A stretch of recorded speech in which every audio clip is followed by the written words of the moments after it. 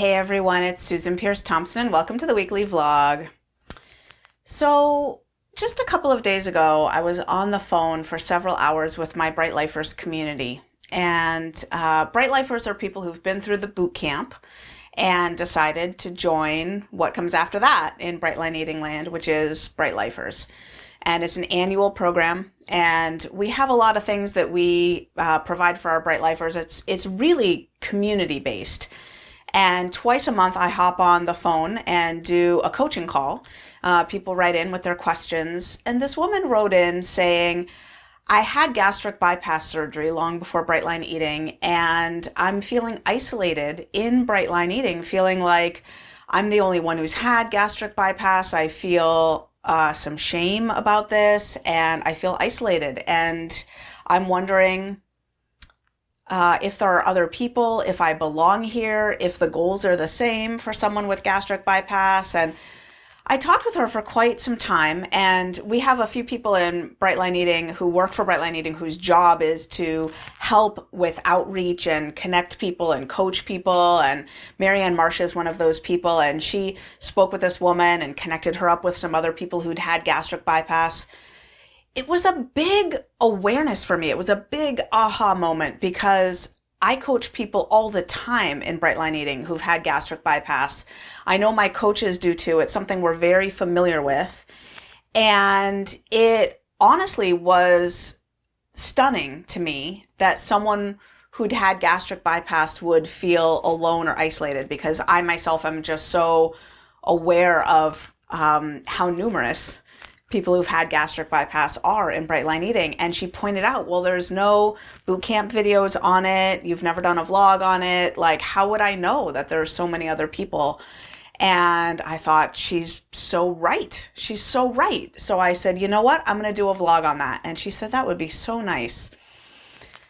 So here is the vlog on gastric bypass and Bright Line Eating. So if you don't know, gastric bypass is wildly popular, and it's gaining in popularity every year. About 200,000 surgeries are performed every year now.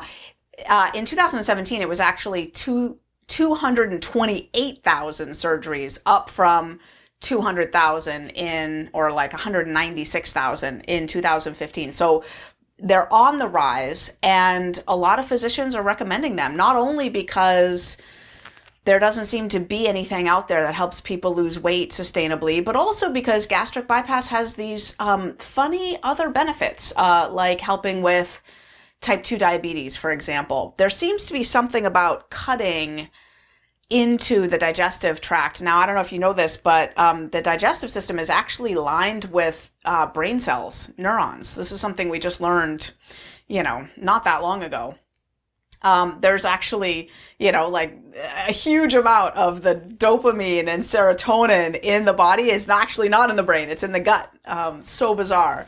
And we don't really fully understand at all the impact of this nervous system living in our digestive system. But anyway, it's there. And it seems like when you cut it, sort of similar to how in the 1950s we noticed, when you take a sewing needle and you stick it up into someone's eyeball and you swoosh it back and forth and you perform a frontal lobotomy, like all kinds of extreme emotional problems just go away. We don't really know why, but there seems to be something about severing the frontal cortex from the rest of the brain that has some kind of positive emotional effect on people who are easily agitated.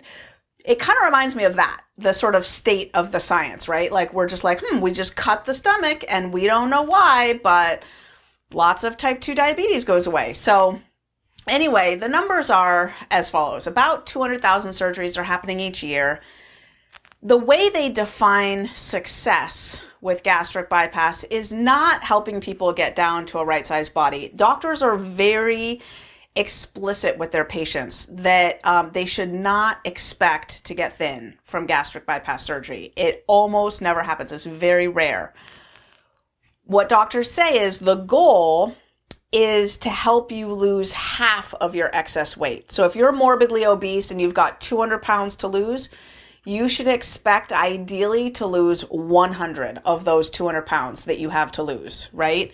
So if you're 400 pounds and you're a male who's 6 feet tall, you're not going to get down to 200 pounds. You might get down to 300 pounds. So that's how they define success. From morbidly obese, gastric bypass is usually recommended for people who have a BMI of 35 or 40, which is morbidly obese. A normal BMI is 20 to 25, 18 and a half to 25. And not only are morbidly obese, but have some other comorbidity, like some other issue, heart disease or diabetes or some other issue that is probably being caused by their weight. So that's who gets recommended for gastric bypass.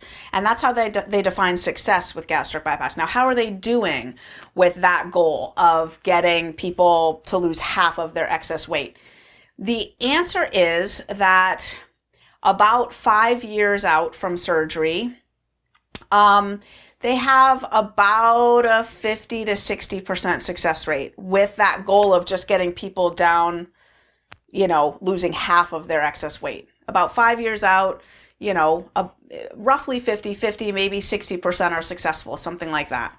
So even with that modest goal, results are not that great. So 5 years out from gastric bypass, the average BMI of somebody is 32, which, is still obese. So the average gastric bypass patient remains obese. And in many cases, weight is climbing back. The stomach pouch is stretching back out. And what I see in Bright Line Eating a lot is people come to Bright Line Eating because they've gained back. Usually not all of the weight, although I have seen that, but enough of the weight that the writing is on the wall and they're terrified. Like, okay, this too didn't work. What about that diabetes thing? It is pretty remarkable. After gastric bypass, about 50%, 51% of cases of type 2 diabetes are cured. However, a lot of the diabetes comes back. So 5 years out, only 20% are cured still. So 80% have their diabetes again. So it seems to be, and the neurons are regenerative, right? Like neurogenesis is a real thing. So whatever it did, severing the stomach lining or, cutting into the digestive tract, those neurons grow back and the diabetes finds its way back into the system.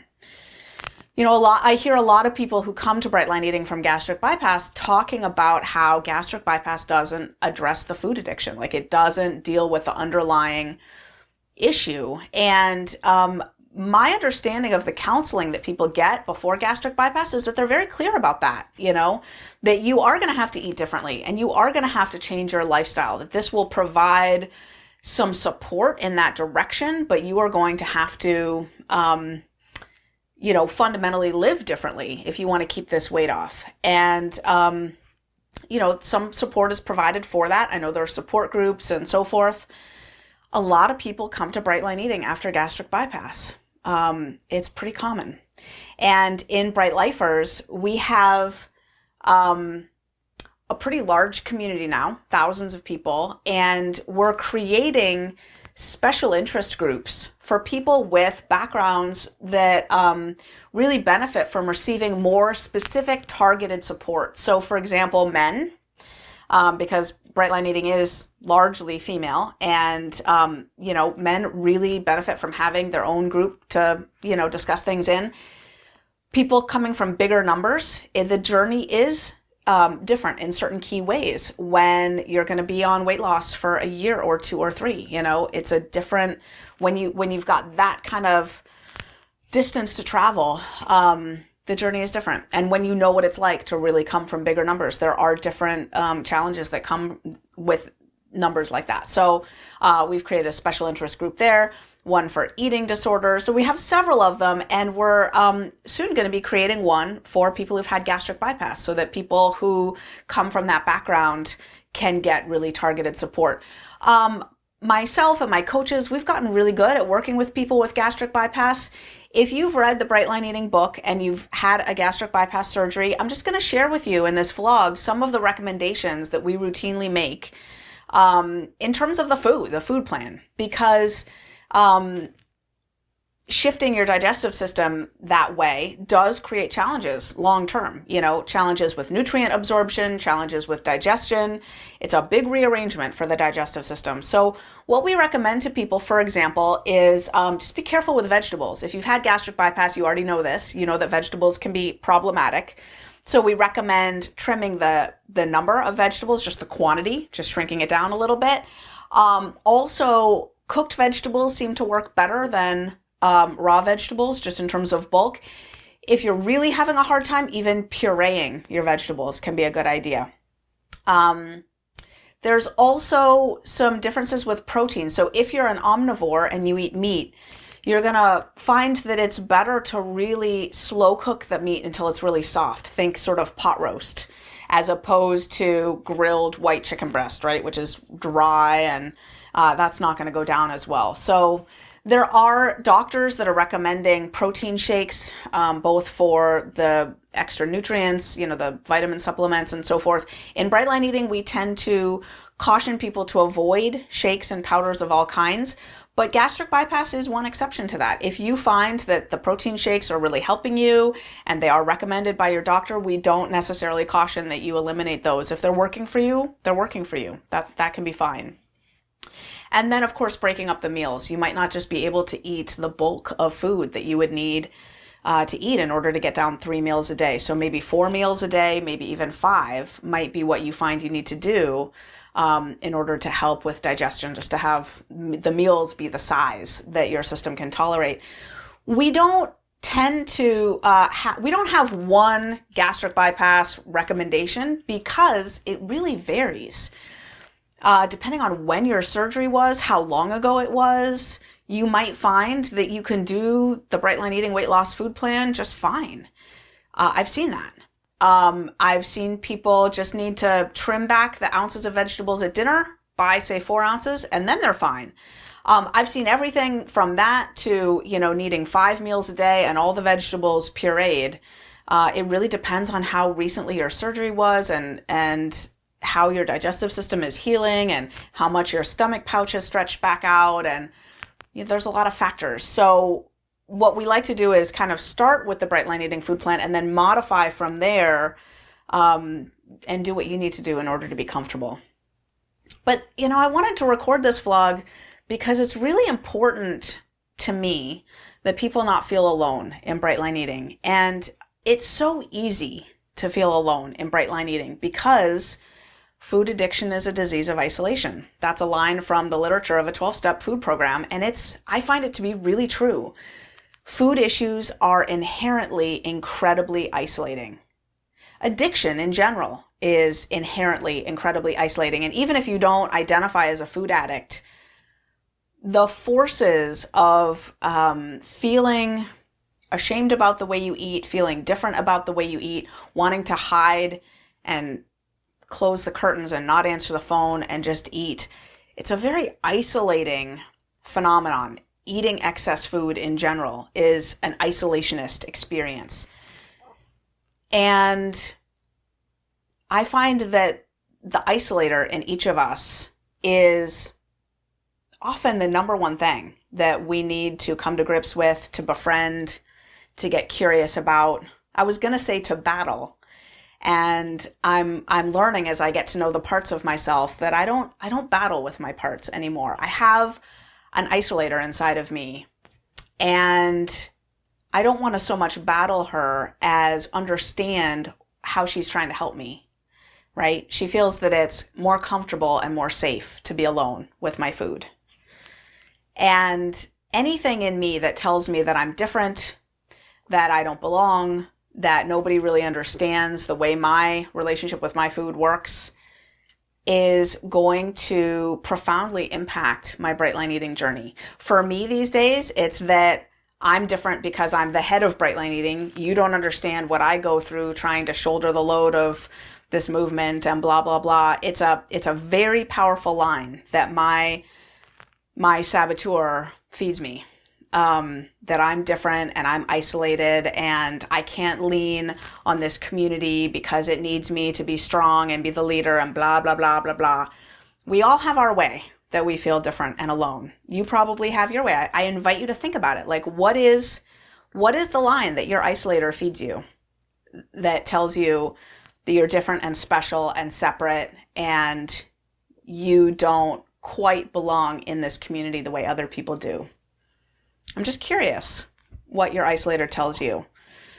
My isolators changed over the years because, 5 years ago, there was no bright line eating, and I, dealt with my food addiction in other ways.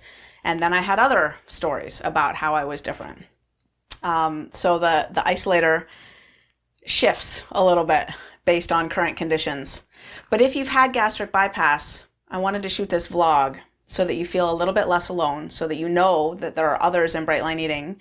If you want to hop into the boot camp and hop into Bright Lifers, you will easily find the community of people who do Bright Line Eating and have had gastric bypass. If not, just know that you are not alone. Maybe read down the comments. I bet some people will post that they indeed are part of the Bright Line Eating community and have had gastric bypass. And if that's you, maybe you could post, what's working for you in terms of your food plan and in terms of how you stay connected on your Bright Line Eating journey. So that's my pitch, not just if you've had gastric bypass, but whatever your story is, however your isolator is telling you that you're alone and different, you're not alone. You might be different in some way, but all of us are different in some way.